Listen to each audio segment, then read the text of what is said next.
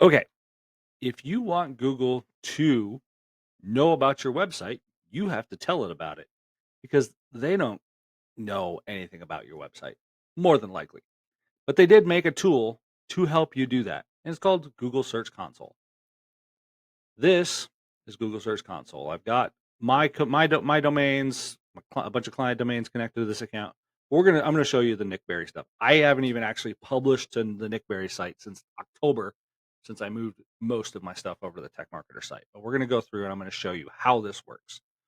First and foremost, once you connect your account, you're gonna grab your sitemap. This is my sitemap.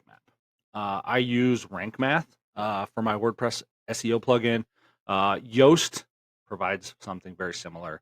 Um, WordPress's default, I think even without it, has it. I haven't had a default WordPress website in over a decade, I think. But that is basically how we're going to get our information. So what we're going to do is first you're going to grab this URL right here. And you're going to paste it in there. You're going to hit submit. I'm not going to do it again because Google already knows about it, as you can see. Then we're going to go check some URLs. This one. So we're going to grab this URL. We're going to come in here up top and inspect URL. It's retrieving the data, and the URL is on Google. That's good. That's what we want, right? But that didn't happen until I did this a bunch of times. I have a spreadsheet somewhere. I don't know what I did with it, but we're just going to check a few other. Most of these should be in here, right? You saw how many blog posts are indexed, pages are indexed, because I've been doing this a really long time. This one's not very popular, so we'll check this.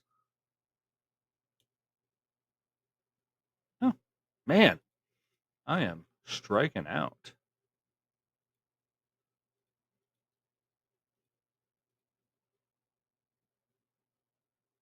Okay, so what we're going to pretend, you just hit that button right there, request indexing, and that's it. I literally, when I take over a website, I will do this every month for weeks, for months.